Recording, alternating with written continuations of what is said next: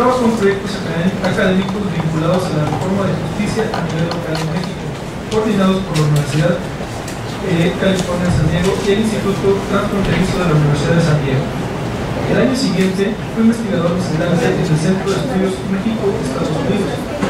Participa en proyectos sobre transparencia gubernamental y rendición de cuentas. Coordina, junto con Guillermo Seguro, el proyecto México Estatal, Calidad de Gobierno y Rendición de Cuentas en las entidades federativas de México, auspiciado por el Local Government Center. Es miembro del Comité Editorial del Instituto Federal de Acceso a la Información Pública y Protección de Datos, y es miembro del Sistema Nacional de Investigadores a nivel único. Entre sus últimas publicaciones se encuentran La política de transparencia en México, instituciones, logros y desafíos.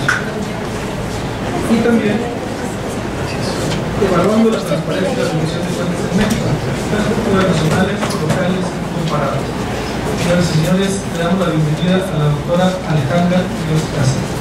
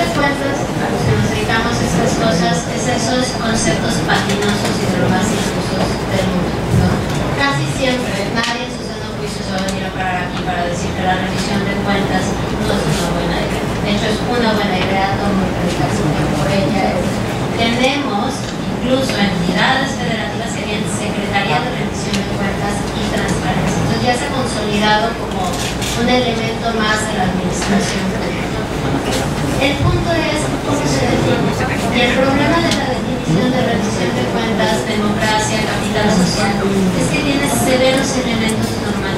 que inciden de manera importante en cómo se delimita el concepto.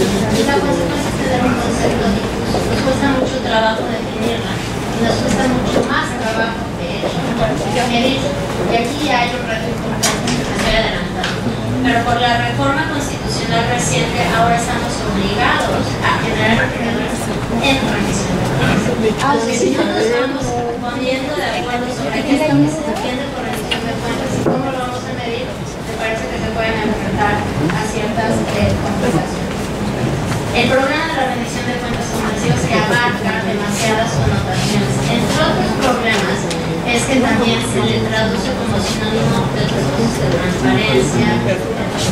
Y el problema, al final, es la ausencia de voces expresos y básicamente un altísimo contenido normativo que son muchos aspectos. Entonces, nuestra intención es continuar con más la discusión, que después tomado muchísimos artículos académicos, muchísimas páginas para poder definir cuántos objetivos llegan, pero sí proponerles una definición que seguramente es la definición que va a tomar Mauricio Merino en la siguiente presentación. Esta es la definición base de la red por la rendición de cuentas. Parece una nota o una definición muy técnica, pero finalmente no lo es. Una rendición de cuentas o la revisión de cuentas la vamos a definir como una relación entre dos actores en la que uno está formalmente obligado a informar, a explicar y a justificar su conducta al segundo. Y en esta relación, con respecto a algún asunto determinado, el segundo va a tener la facultad de examinar la conducta del primero y cuenta con instrumentos para vigilarlo e incidir en su comportamiento vía sanciones o incentivos. Gracias. Es una definición que ya puso a dormir a todos, ¿no? Pero ciertamente es una definición que nos permite cosas importantes que ahora se podría retomar. Entre las cosas que nos permite analizar es que se identifica o logra identificar los actores que son parte de la rendición de cuentas. La rendición de cuentas básicamente establece o llama a una relación. Si nos vamos a pensar, eso pues se puede complejizar. El actor puede ser individual o puede ser colectivo. Si tienen dos actores colectivos, no es tan fácil ponerse de acuerdo sobre cómo se exigen cuentas, ni tan fácil ponerse de acuerdo sobre cómo se rinden cuentas. Entonces, la complejidad de los actores nos permite identificar el objetivo. El segundo, que es un punto muy importante, es nos permite identificar el objetivo de la rendición de cuentas. Esa M famosa de la definición es, si no está claro sobre qué tengo que rendir cuentas, pues es muy difícil que de hecho rinda cuentas.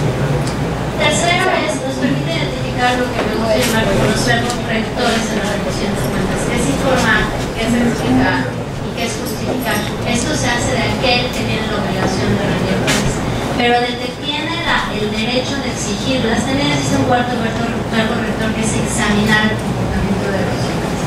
Todo esto es simplemente para ubicar que informar es una parte central de la rendición de cuentas. Ofrecer la información necesaria para después poder exigir una justificación y una explicación. Sin esta oferta de información no se sabe sobre qué es que se tiene que exigir la explicación o exigir la justificación o demandar un examen minucioso de las acciones tomadas. En esto, con lo que sigue, quiero simplemente cerrar la importancia de la información, es que se ha reconocido de manera tácita o completamente explícita justamente la importancia del verbo informar. Tiene una trayectoria ya muy larga. Seguramente esto lo tienen con Sergio, pero de la primera legislación de la materia, que en realidad eran una serie de decretos, a enero del 2014, con Maldivas, que fue el último país en adoptar una legislación en materia de transparencia, se han generado toda una serie de legislaciones. Pero entre 1766 y la caída del muro de Berlín, solamente se generaron 12 legislaciones en materia de transparencia en todo el mundo.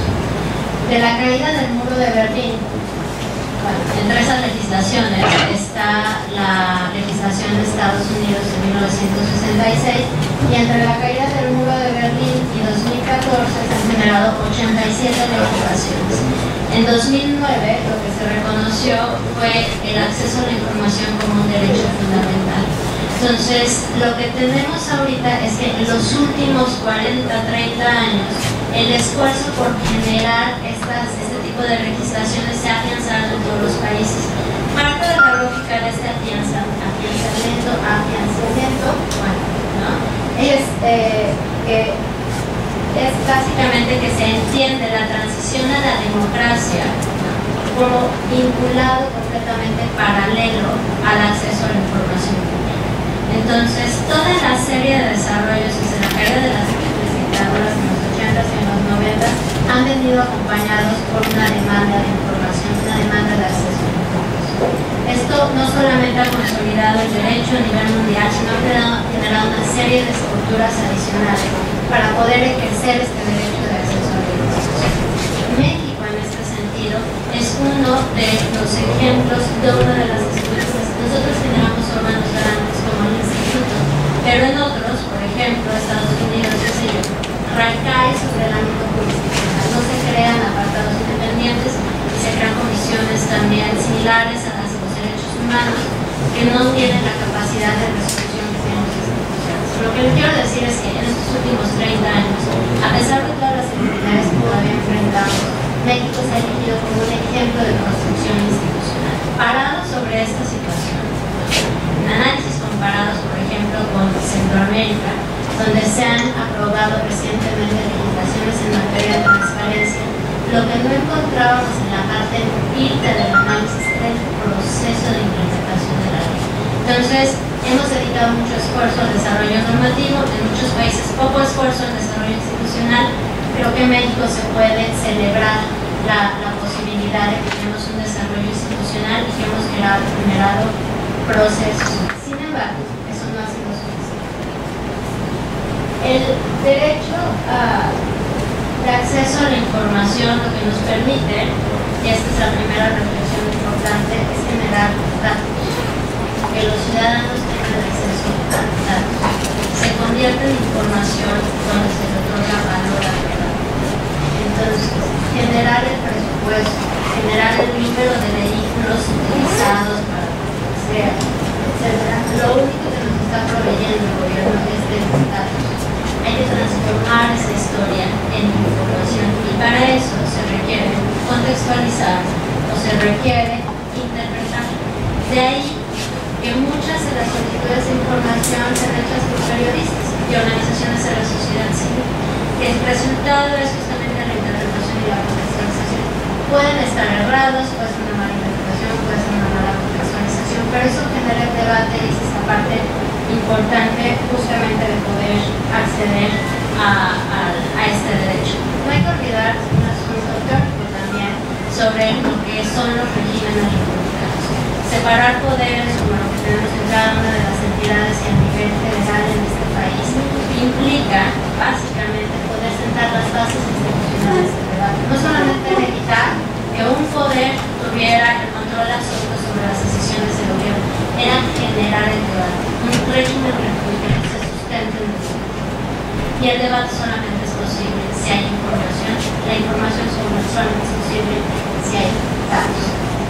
Entonces, esto es parte de lo que hace el derecho de acceso a la información importante y las razones por las cuales simplemente tenerlo no es suficiente para una reflexión de país. Todo el mundo sabe que organizaciones de la sociedad civil y prensa son puntos centrales para generar información, pero lo que les quiero proponer es pensar que también la administración pública puede generar valor agregado a los datos y me parece que ese es un espacio desaprovechado. Y por eso hay una percepción también de la transparencia como si fuera una obligación extenuante para algunas organizaciones. El desarrollo en México. No me voy a pasar mucho en esto, simplemente quiero hacer énfasis en algo. En 1977 se reconoce el derecho a la Constitución, en 1981 se ratifican básicamente tratados internacionales que reconocen este derecho, 2002-2003 tenemos la publicación de la Ley Federal en materia de transparencia y a partir de ahí se empiezan a crear normatividades en materia estatal. 2007 llega la reforma constitucional con la intención de poder homologar lo que son los principios fundamentales. Lo que hizo, por ejemplo, la métrica de transparencia fue analizar a partir del 2007 las características de esa normatividad. Entonces, desde la reforma, más o menos a febrero del 2010, todas las entidades habían transformado su legislación. De febrero del 2010 a la fecha, que es este último periodo, todas las entidades, con excepción de Hidalgo, Sinaloa y Tabasco, también han reformado su legislación para tratar de adecuarla a ciertas recomendaciones generales que se habían venido presentando. La métrica de transparencia lo que concluyó es que todas las entidades tienen normatividad en materia de transparencia y acceso a la información, pero no todas las normatividades eran equivalentes. Estoy presentando el mapa porque no voy a meter los detalles de los resultados específicos, pero lo que muestra el mapa es la diversidad de la calidad de la normatividad. Fundar ha desarrollado un índice similar de evaluación con una perspectiva distinta, porque Fundar lo proyecta hacia un ideal de normatividad. Esto es con base en la propia Constitución y en un código de buenas prácticas. Digamos, esta es la evaluación un poco más laxa, si lo quiero ver así. Y sin embargo, al menos en la legislación de febrero del 2010, lo que teníamos era una alta heterogeneidad en materia de transparencia. El índice que se evalúa es 0,1, donde 1 da básicamente el resultado ideal. Después viene la reforma constitucional del 2013, y ya quiero ir ajustando hacia esta conversación. Esta reforma, que fue de la que les habló extensamente Sergio López Ayllón, también tenía por intención compensar algunos de los vacíos que han ocurrido. A mí me importa destacar 4 puntos de esta reforma que nos van a ayudar. La primera es demanda archivos administrativos actualizados, publicación de medios electrónicos e indicadores como su rendición de cuentas, que yo no sé si alguien aquí ya se puso a analizar cómo los van a crear, o de qué se van a conformar, o quién los va a alimentar, cuáles van a ser esos indicadores. La tercera es la coordinación entre el órgano garante y la entidad de fiscalización superior de archivos. Se está pensando en un sistema de revisión de cuentas, si lo ven con mayor precisión, donde intervenga el órgano garante del derecho de acceso, pero también aquella entidad que está responsabilizada del seguimiento de las acciones de las instancias gubernamentales. Y el tercer punto es altera la lógica de lo que teníamos con sujetos obligados. Incorpora nuevos sujetos obligados, pero lo más importante es a lo que los obliga. Los sujetos obligados van a tener que documentar todo acto que derive del ejercicio de sus facultades, competencias o funciones. Se van a tener que determinar los supuestos específicos bajo los cuales procederá la declaración de inexistencia de información, y todo servidor público deberá coadyuvar al órgano garante. Lo que quiere decir esto es que la transparencia es más que simplemente normatividad. Entonces, hemos dedicado mucho esfuerzo a las reformas normativas, y eso está muy bien. Sin embargo, lo que está diciendo la última reforma es que está reconociendo que hubo deficiencias en el proceso de ejercicio de ese derecho. Y por medio de la normatividad nos está pidiendo que solventemos eso. Por eso yo un poco lo sabía. Por ejemplo, en la métrica pasada se analizó lo que era información pública de oficio. Y en la información, que es básicamente lo que se presentaba a través de los portales de internet, lo que encontrábamos era obviamente una diversidad entre las entidades, ¿no? Hay entidades que tienen portales muy sólidos, hay entidades que no están. Lo que nos llamaba más la atención no era la diversidad entre las entidades. Se espera en un país tan grande y heterogéneo como este que exista diversidad entre las entidades, sino la diversidad al interior de las entidades. Lo que les estoy presentando aquí es la calificación por sujeto obligado de los portales de internet. Esto es 2010. Me pueden decir que de 2010 a la fecha ya se han transformado muchas cosas, pero lo que les quiero simplemente proyectar es que este mapa que les estoy enseñando ahorita de Tamaulipas se repite para el resto de las entidades federales. No hay homogeneidad al interior de las entidades.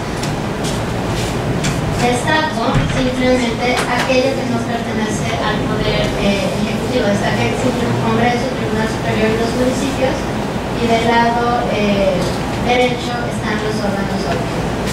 Pero incluso dentro del poder ejecutivo hay diversidad.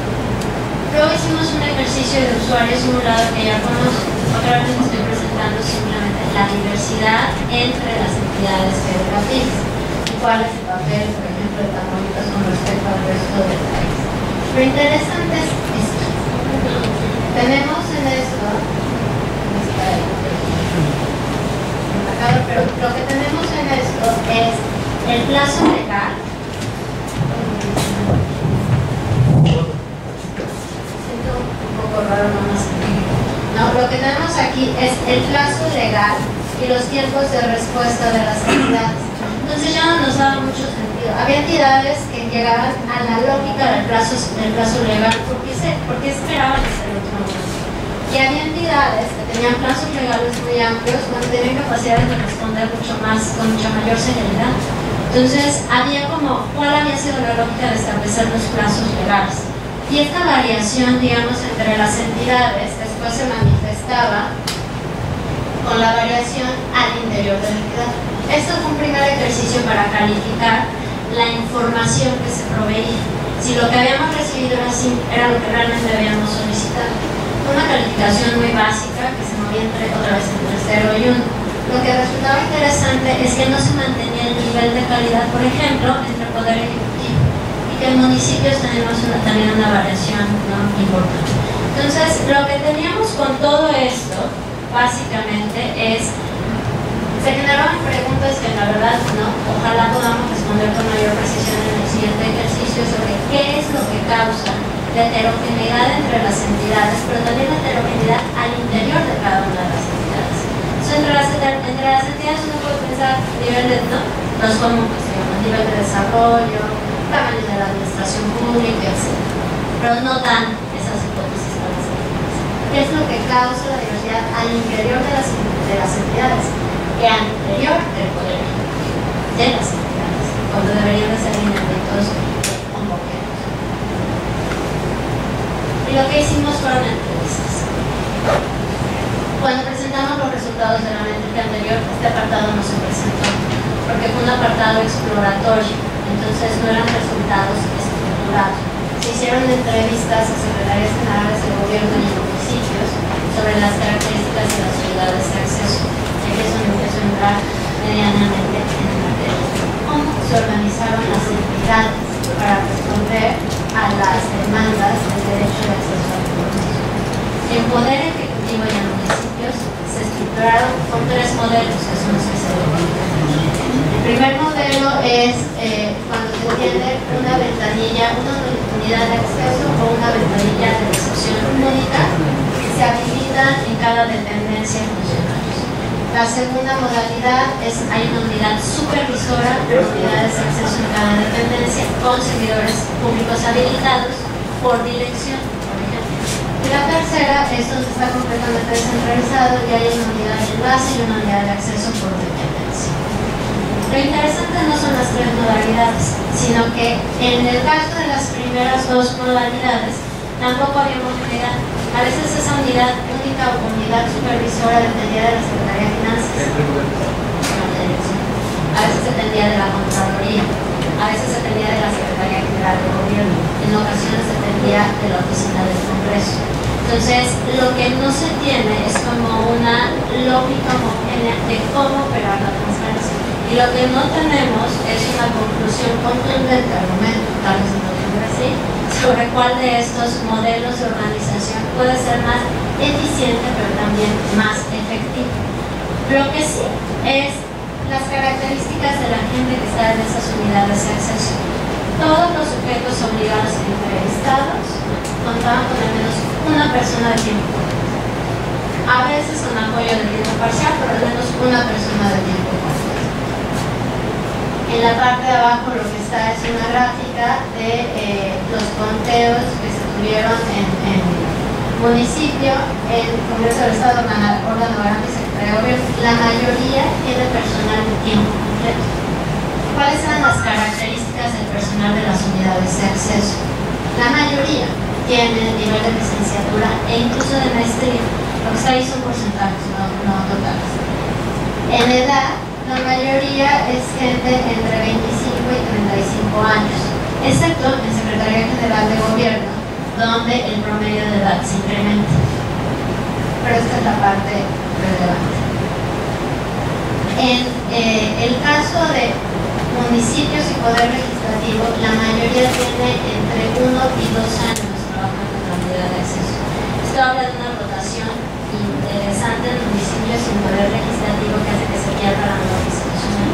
Los órganos garantes saben que esto es necesario, ¿no? Porque el proceso de capacitación es muy constante y se pierden los procesos que ya se han ganado. Incluso se pueden llegar a cambiar las modalidades de esas estructuras que les explicaba anteriormente.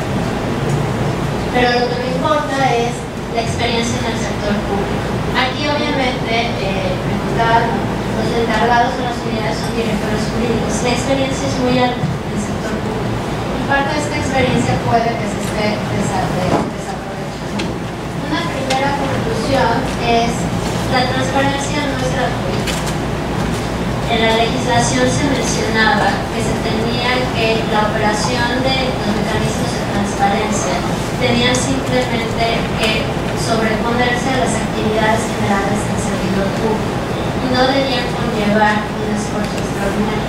Sin embargo, en casi todas las dependencias lo que nos hemos encontrado es que recursos humanos, materiales y financieros dedicados a la operación de la transparencia, y creo que es importante o resultaría importante reconocer el costo de la transparencia, porque si no se reconoce el costo de la transparencia resulta mucho más complicado poder hacer una evaluación de cómo modificarla o de cómo hacer las adecuaciones para que se convierta en una política más bien eficaz. Hay personal designado en exclusividad que se dedica básicamente a recepción y seguimiento de las solicitudes de información. Algunos intervienen también en la evaluación de los portales de transparencia. Pero en las entrevistas que hacíamos en aquel entonces, preguntábamos cuál es la complicación más importante de las unidades de acceso. Y eran tres básicamente. El ensamble de la información. Perdían mucho tiempo los enlaces ensamblando la información que se solicitaba. El problema de la inexistencia de información, lo cual nos llevaba a los tiempos límites en las resoluciones. Y el tercer problema era la falta de jerarquía de las unidades de acceso. Entonces, en ocasiones solicitar información a otra dependencia era casi imposible por la jerarquía del titular de la unidad de acceso. Y había una escasa retroalimentación de otras dependencias de otras unidades. Y esto es lo que quiero comentar. La transparencia puede ser una herramienta de desarrollo administrativo. Una manera de entenderla es pensarla como un sistema de oferta y demanda. Eso está bien. El problema es que tenemos severos problemas con la demanda.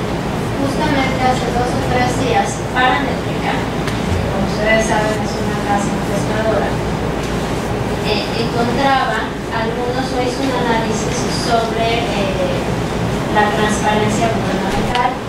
Y lo que encontraba es que 7 de cada 10 entrevistados consideran que la información del gobierno federal, estoy citando, federal, estatal y municipal en materia de gastos, sueldos de funcionarios o datos de licitaciones es información oculta y difícil de conocer. A 12 años de la creación de la legislación, a 12 años de la construcción institucional a nivel federal, a nivel estatal, a nivel municipal.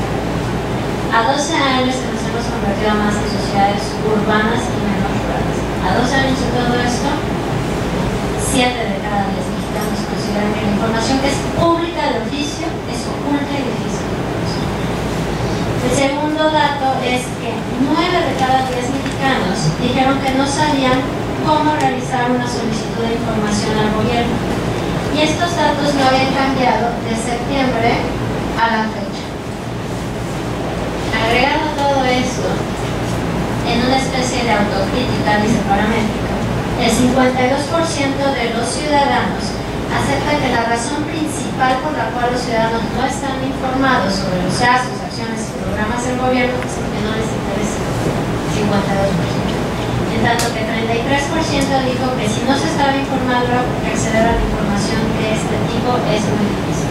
Lo que quiero plantear con estos datos es que si nos vamos a ir por la demanda, pues es muy descorazonador, ¿no? Porque parece ser que no hay una cultura de transparencia, que la sociedad no interviene, que la sociedad no participa, que la sociedad no demanda, pero todos los que son economistas saben que si bien la demanda estimula la oferta también estimula la demanda.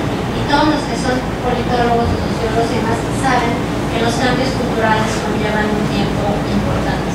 Entonces, descansar simplemente en solicitudes de información y en la energía que pueden traer a partir de solicitudes de información con estos datos, por eso tengo descanso. Entonces, ¿por qué no ver la política de transparencia desde el lado estratégico de la oferta? Que me parece que es lo que sí podemos hacer. Entonces, en esta historia de demanda y oferta, lo que necesitamos es una legislación sólida que resuelve el derecho de acceso a la información gubernamental. Está en curso. Está en curso porque después de la reforma faltan las adecuaciones a nivel estatal y algunas legislaciones de origen. Y está en curso porque hay legislaciones pendientes que no son legislaciones en materia de transparencia. Los procesos, aquí es donde probablemente se necesita mayor actividad porque los procesos han sido tal vez insuficientes. Nos hemos enfocado de manera importante en la resolución de solicitudes de información. Las solicitudes de información, al parecer, están debilitadas de acuerdo a esta legislación. Prácticas de gestión cotidiana de la transparencia. Esto es casi inexistente en la administración pública de las ciudades. Instituciones y procedimientos garantes del derecho de acceso a la información gubernamental también están en curso de su consolidación en todo el país. ¿Qué es lo que se tiene o lo que propongo que pueda hacerse? Es construir una política de transparencia que permita otorgar valor a la información, pero que constituya también una herramienta para la administración pública. La pregunta es, ¿cómo se hace esto? La primera es la documentación de las decisiones gubernamentales, que son no solamente trascendentes, sino también las que son cotidianas. Es decir, documentar el ejercicio de lo que se hace, ¿no? De lo que son las facultades y las atribuciones. A final de cuentas, ahora se ha convertido esto en un mandato constitucional. Esto nos lleva, y me detengo en lo que seguramente Lourdes Morales como una fábrica, en la necesidad de la adecuación de la normatividad y procesos en materia de archivos. La legislación a nivel nacional en materia de archivos es, digamos, previa a 2000.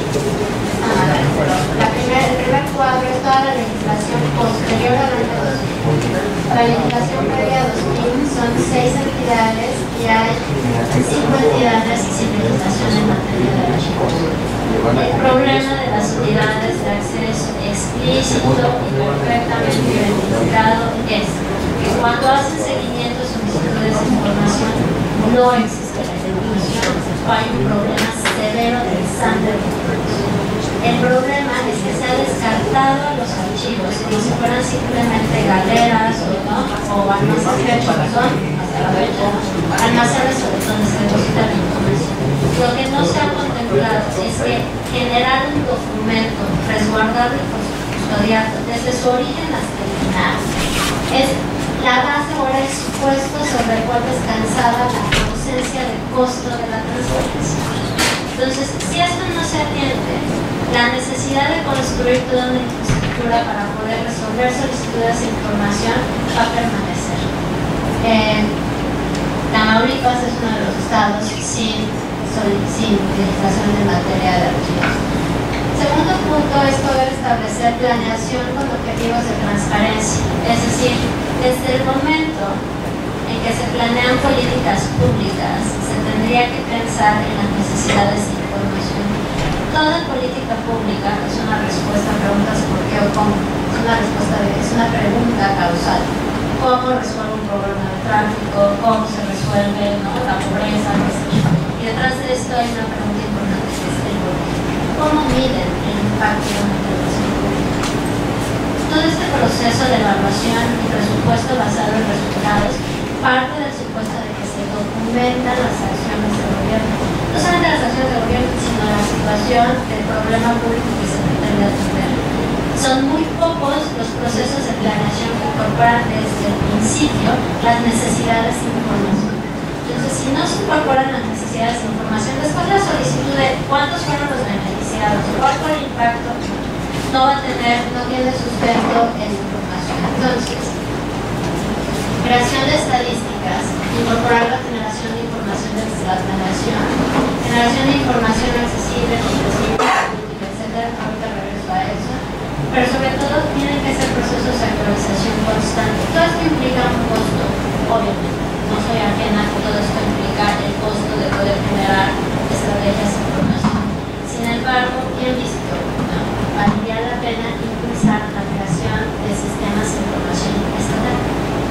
muy pocas entidades en el sistema de información estatal. Con la creación del nuevo cuarto subsistema nacional en el INEGI sobre gobierno, cada vez va a ir siendo más precisa la necesidad de generar sistemas de información a nivel estatal. El tercer punto es proactividad. De aquí es retomar lo que creo que ha sido uno de los problemas centrales en las políticas que se han generado alrededor de la transparencia y sus instituciones. Hemos generado una gran infraestructura para resolver solicitudes de información, pero una solicitud de información debería de ser la excepción. Debería de ser el último mecanismo para acceder a la información. La información debería de publicarse de manera proactiva. Si se puede lograr planear, hacer una planificación de políticas públicas vislumbrando la información necesaria, entonces va a ser mucho más fácil poder publicar de manera proactiva información que pueda ser útil para ciertos sectores en la sociedad. Y entonces se eliminan o se limitan esas solicitudes de información específicas. La otra es, hay un movimiento cada vez más constante hacia estas tendencias de open data, ¿no? En entidades donde buena parte de la población también se encuentra en comunidades rurales, esa es la situación de las solicitudes. Descansar toda la transparente solicitudes de información es una invitación a la desigualdad. Lo mismo, descansar toda la estrategia en portales electrónicos. Se requieren acciones proactivas que lleven la información a ciertas comunidades con las estrategias y con los mecanismos de comunicación de esas comunidades. Y en este sentido, vale la pena distinguir la información como un lenguaje ciudadano, cuando solamente necesitas, por ejemplo, datos de algún trámite, etc. Otro nivel de información es cuando se requiere tomar decisiones, necesitas información con mayor precisión, y otro, cuando necesitas generar mayor utilidad, necesitas tal vez información tipo estas bases de datos abiertos. Entonces, la sugerencia o la invitación es, dependiendo de los niveles, generar distintos niveles de provisión de información al público. No es el mismo. Eso sería generar valor. Esto quiere decir también que una política firme de transparencia no significa nada más ampliar una página de internet con información contingente. Significan estrategias paralelas que no solamente se limiten al acceso electrónico. Y el último punto es cuál es el valor para la función. El primero es que esto se trata de una política transversal. Entonces, la transparencia, al ser una política transversal, requiere que la toma de decisiones con respecto a los lineamientos sea a partir de una unidad que tenga la jerarquía burocrática para tomar esas decisiones.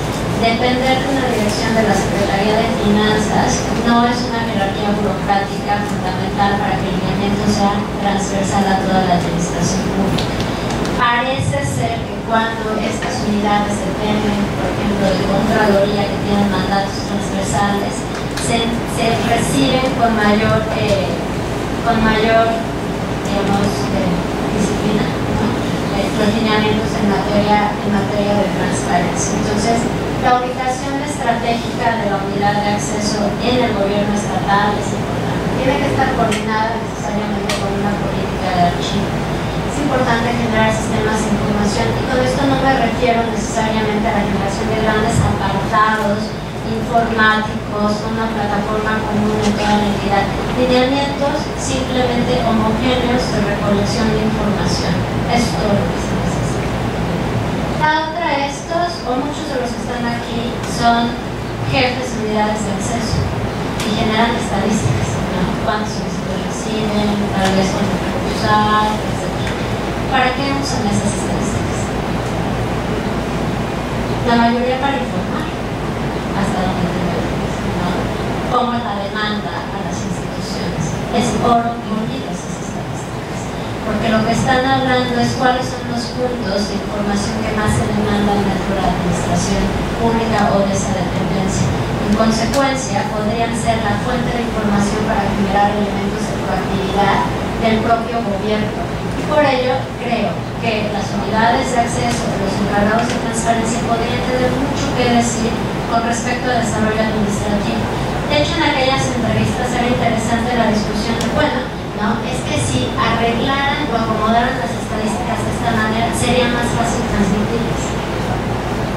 eso puede ser una muy buena sugerencia con información de primera mano sobre desarrollo administrativo. En ese sentido, creo que son áreas de oportunidad para el poder ejecutivo. Con eso lo que concluyo, nada más recordando que la información es una condición necesaria, pero no es suficiente para la rendición de cuentas, requiere valor agregado. Al momento se lo han dado organismos de la sociedad civil y la prensa, pero sin duda alguna la administración pública puede darle valor agregado a la propia información que genera.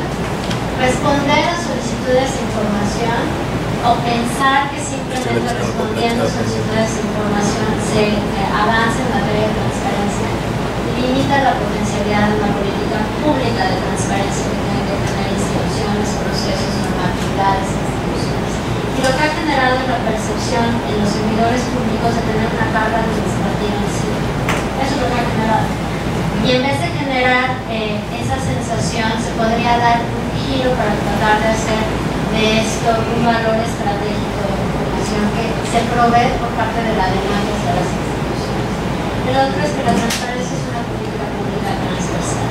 Entonces, a las reformas de las normatividades en materia de legislación de acceso a la información a nivel estatal, convendría observar reformas a las leyes orgánicas para poder ubicar las unidades de transparencia y de acceso en una posición que les permitiera tener incidencia transversal en todas las dependencias.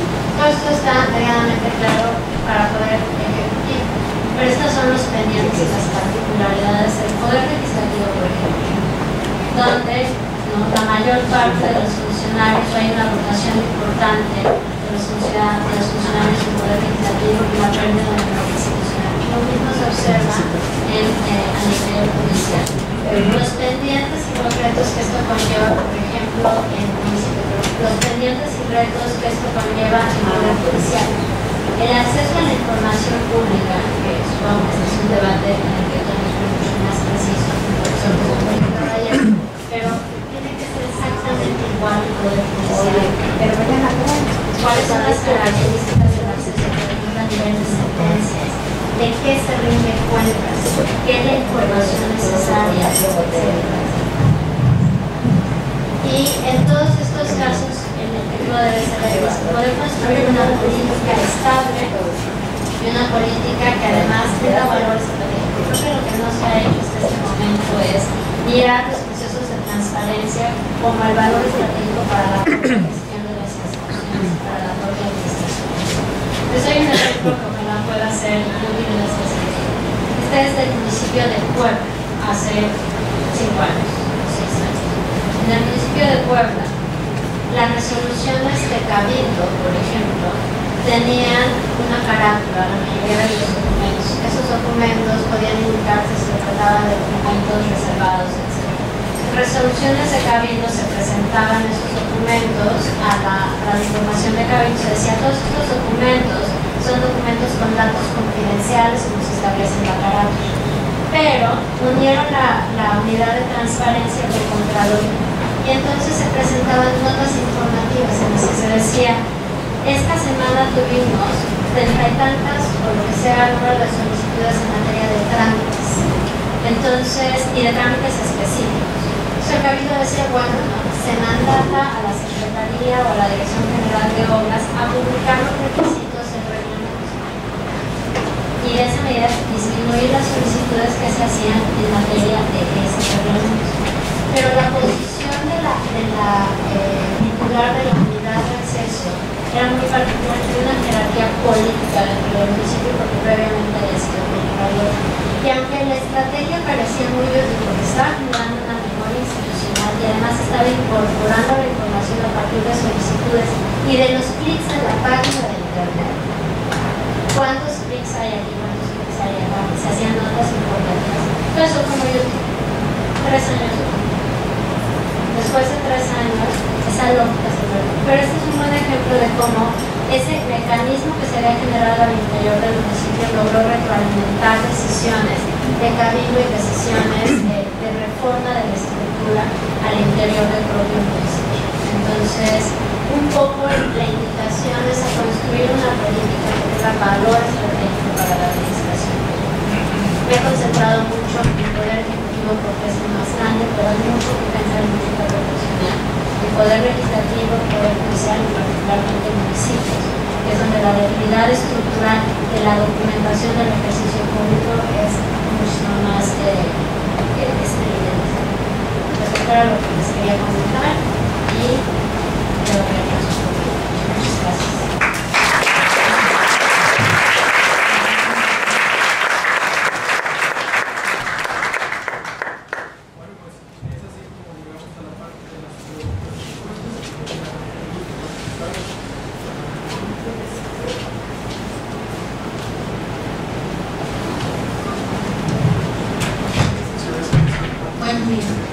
Licenciada, este derecho a la rendición de cuentas por parte de los tres poderes y de las diferentes instituciones se extendería hasta las empresas como Telmex, Telcel, Instituto Mexicano de Seguro Social, ISSSTE, que es donde a la población nos interesa. ¿Por qué? Porque ahí sufrimos el desabasto o la desinformación. En caso de que el derecho de nosotros como comunidad llegue hasta ese grado, ¿cuál es el trámite a seguir para exigir este derecho? Bueno, las empresas privadas en general no necesariamente son sujetos de transparencia por la legislación, a menos que a partir de la reforma reciban recursos públicos. Entonces, a partir de la reforma, que aunque fue un paso agigantado, que cualquier entidad, sujeto, etcétera, que reciba recursos públicos es sujeto de transparencia, en consecuencia es sujeto de rendición de cuentas, nos tiene que informar qué fue lo que hizo con esos recursos públicos. Se necesitan todavía como algunos de ustedes en ese tema. Sin embargo, creo que esta es parte de los retos que pertenecen o que deja la reforma constitucional, que probablemente se afina en la Ley General de Transparencia, sobre cuál va a ser el procedimiento para poder acceder a la información, porque a diferencia de los entes públicos, donde hay una unidad de acceso y demás, ¿cómo va a ser la conformación del acceso a la información de partidos políticos? Tendrán una unidad de acceso, ¿no? ¿Cómo va a ser el acceso a la información en el Teletón, para dar un ejemplo de particular? La cantidad de dinero público que se lleva es abrumadora. En el caso de, por ejemplo, Baja California, donde acaban de aprobar de manera constante 10 años de apoyo público al Teletón, me parece fundamental que quede claro cómo le podemos pedir al Teletón medianamente cuentas de esta decisión, sobre todo al gobierno también esa decisión de transparencia. Entonces, lo que es importante es que los recursos públicos con la reforma quedaron protegidos, y entonces cualquiera que tenga ejercicio de recursos públicos deberá de informar, explicar y justificar su uso. Queda pendiente lo que Mauricio Merino diría la contabilidad, cómo va a ser esto, qué procesos van a generar, cómo va a ser el acceso, cuál va a ser la carga para los órganos garantes, cómo se va a asegurar. Todavía queda pendiente la historia de todo eso.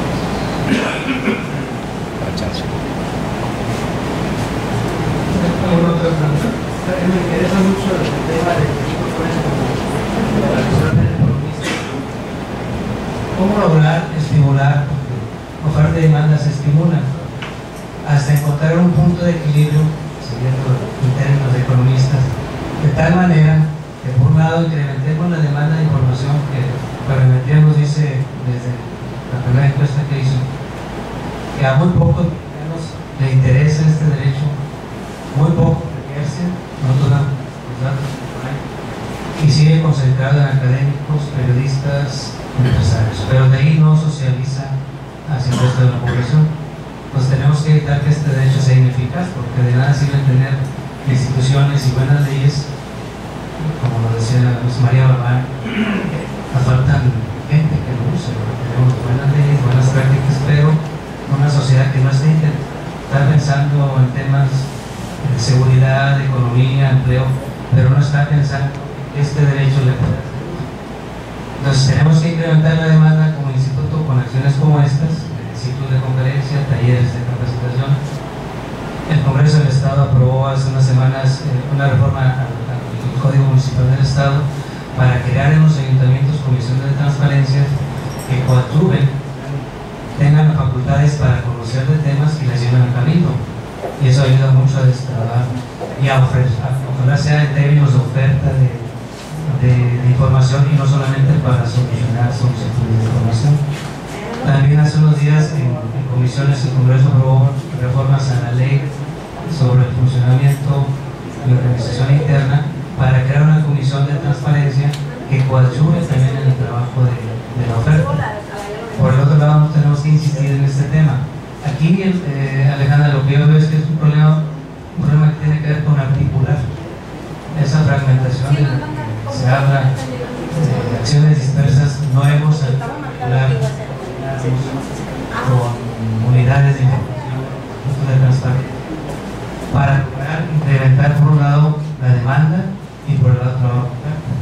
Ya me queda claro que la demanda corresponde mucho al Instituto de Transparencia, pero la oferta está también en una palabra que alguna vez me dijo María Carmen Palau, que trabaja en OEA, se dice transparencia, que tiene que ver con voluntad política. Entender que la transparencia no es un soporte como lo dice David Arellano, ¿no? Sino es una política que tenemos que echar a andar y consolidar para interesar a la gente. Y entonces sí, que oferta y demanda estimule a un mayor número de personas y evitar que este derecho quede concentrado en un segmento muy pequeño de la población. Pues probablemente el ejercicio del derecho es lo que se queda concentrado, pero también vale la pena ponerlo en contexto. Por ejemplo, durante muchos años se preguntaban politólogos y sociólogos por qué la gente va a votar. ¿Por qué la gente va un domingo en la mañana, en el caso de México, desayuna y se va a votar, se forma media hora y vota? ¿Por qué incurrir en ese costo si el beneficio es tan difuso? Van a decir, eso no conviene a la democracia, pero cuando el beneficio directo es tan difuso, ¿por qué no se para y hace eso?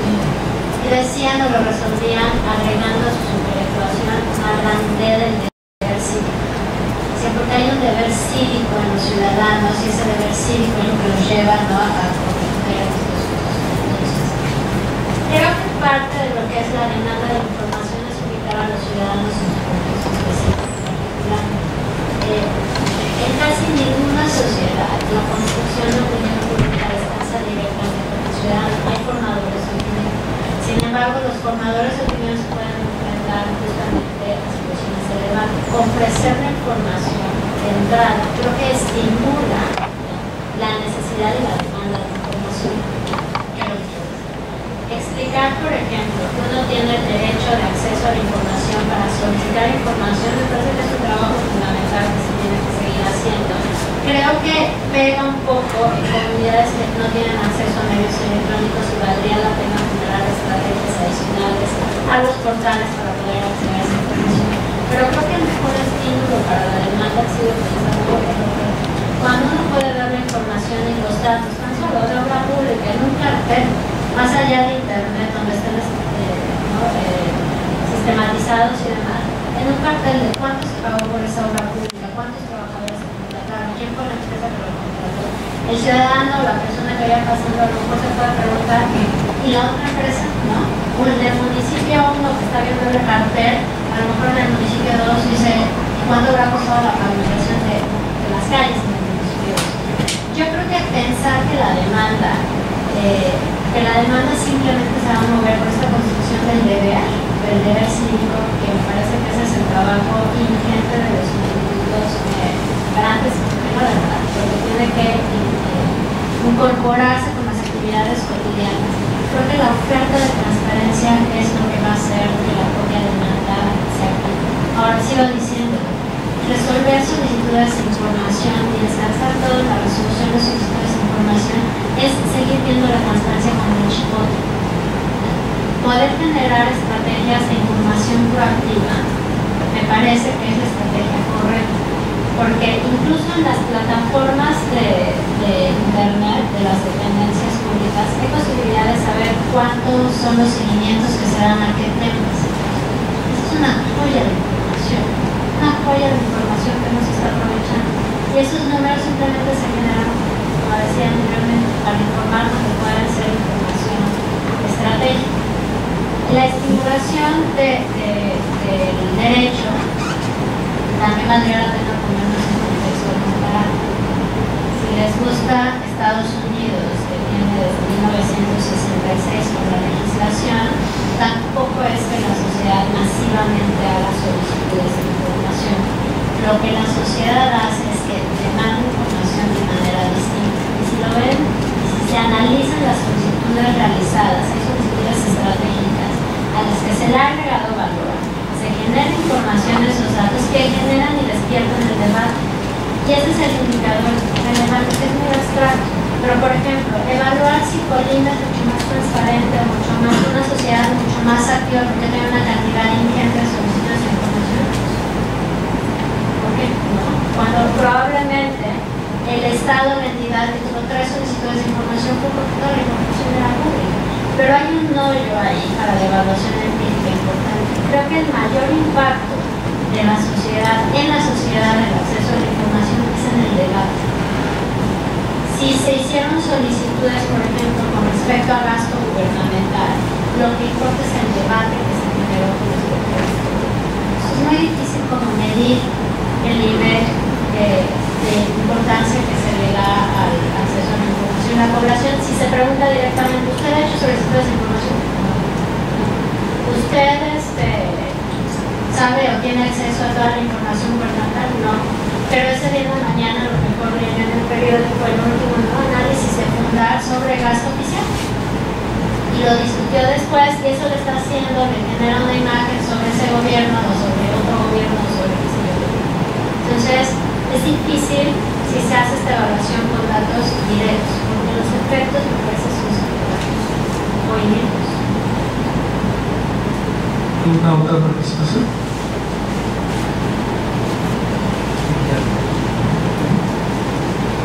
Bueno, yo desconozco mucho este tema, pero a mí, bueno, yo como ciudadano me gustaría saber, digamos, un ejemplo.